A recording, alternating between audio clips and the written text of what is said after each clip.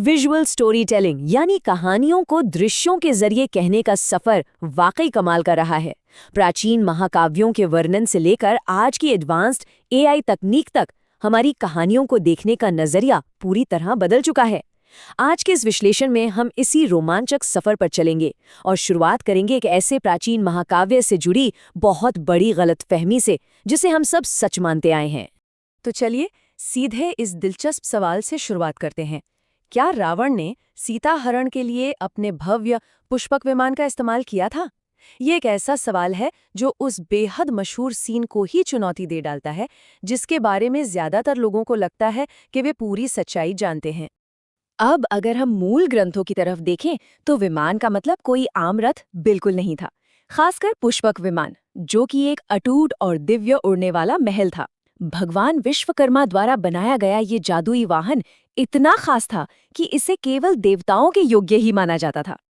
लेकिन कहानी में असली ट्विस्ट तो यहाँ आता है। अगर हम मास मीडिया की दुनिया और मूल वाल्मीकि रामायण की तुलना करें तो एक बहुत बड़ा अंतर सामने दिखता है। जहां 1987 की मशहूर टीवी सीरीज में एक चमचमाते सुनहरे पुष्पक विमान को उड़ते हुए दिखाया गया था, वही मूल ग्रंथ कुछ और ही कहता है। उसके अनुसार रावण का वो वाहन पिशाच जैसे चेहरों वाले खच्चरों या गधों द्वारा खींचा जाने वाला एक जादुई रथ था। और जैसे ही ये रथ उड़ान भरता है, एंट्री होती है महान और वृद्ध गिद्ध जटायु की।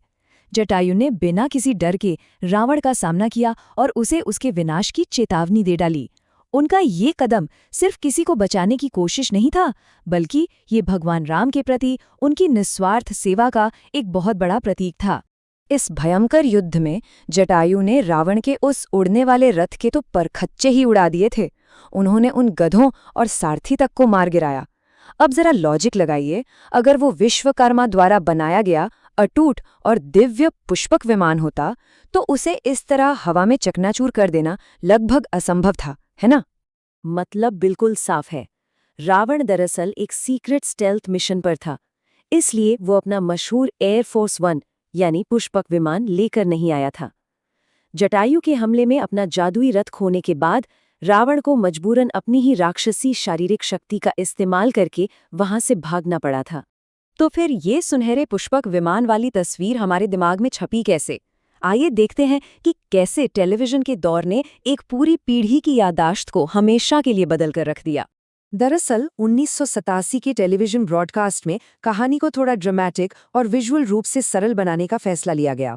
अब पर्दे पर एक महाशक्तिशाली विलन को खच्चरों वाले टूटे फूटे रथ में संघर्ष करते दिखाना टीवी दर्शकों को शायद उतना जमता नहीं।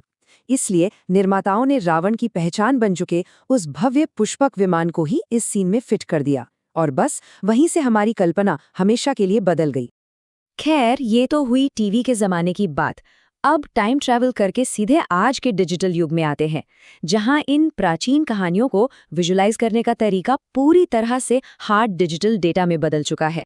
अगर इन हालिया डेटा पॉइंट्स पर गौर करें तो एक बेहद दिलचस्प बात नजर आती है। आज इस प्राचीन ग्रंथ को लेकर होने वाली डिजिटल बातचीत में 25 से 34 वर्ष की आधुनिक मिलेनियल पीढ़ी का जबरदस्त दबदबा है। यानी ये महाकाव्य आज के युवाओं के बीच भी पूरी तरह से ट्रेंड कर रहा है। इसके साथ ही डेमोग्राफिक्स का ये हिस्सा भी कुछ कम हैरान करने वाला नहीं है। आज ऑनलाइन इन पौराणिक प्रवृत्तियों से जुड़ने और उन्हें शेयर करने वालों में 72% से ज्यादा पुरुष हैं। ये एक बहुत ही स्पष्ट डिजिटल रुझान दिखाता है। और ये हैशटैग्स इस बात का पक्का सबूत हैं।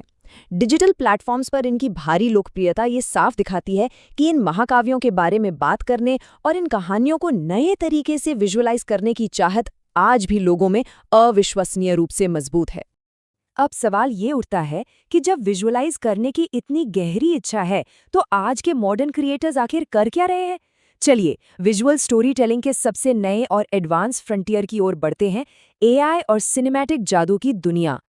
जैसे प्राचीन काल में महर्षि वाल्मीकि ने शब्दों के जरिए हमारे सामने चित्र उकेरे थे, ठीक वैसे ही आज के digital artist high and Hollywood स्तर के सिनेमैटिक फ्रेम बनाने के लिए एआई लाइटिंग की इन खास कैटेगरीज का इस्तेमाल कर रहे हैं। मान लीजिए रोशनी की ये भाषा आज की नई संस्कृत बन गई है। लेकिन एआई से एकदम असली लगने वाली तस्वीरें बनाना कोई जादू नहीं है। इसके लिए मशीन को बिल्कुल सटीक और स्ट्रक्चर्ड निर्देश देने पड़ते हैं। प्रकाश का स्रोत कहाँ होगा, तापमान क्या होगा और स्किन पर रिफ्लेक्शन कैसा पड़ेगा, ये सब कुछ बारीकी से तय करना होता है।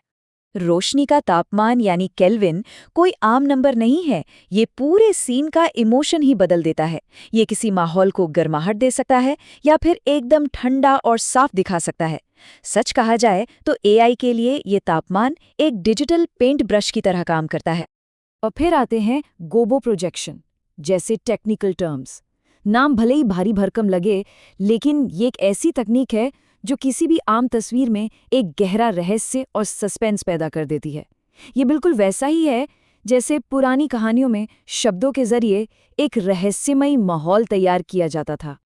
रोशनी की दिशा का कमाल देखिए, एक ही चेहरा है, लेकिन अगर रोशनी ऊपर से आ रही है तो वो किसी हीरो की तरह चमकता है, और अगर वही रोशनी नीचे से डाली जाए तो पलक झपकते ही वो एक भयानक विलेन में बदल जाता है। ये विजुअल साइकोलॉजी का एक बहुत ही शानदार उदाहरण है। और अंत में एक ऐसा राज जो शायद सबसे ज्यादा चौंकाने वाला है। एडवांस एआई में एकदम परफेक्ट सिनेमैटिक विजुअल्स बनाने का सीक्रेट असल में रोशनी बढ़ाना नहीं है, बल्कि नेगेटिव फिल का इस्तेमाल करके रोशनी को हटाना है।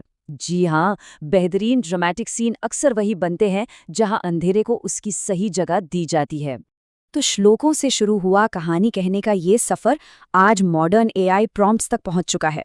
ये सोचना वाकई रोमांचक है कि जादू और महाकाव्यों को देखने की ये मानवीय चाहत कल के क्रिएटर्स के हाथों में और क्या नए रूप लेगी। आने वाले समय में हमारे लिए और कौन से नए मिथक गढ़े जाएंगे।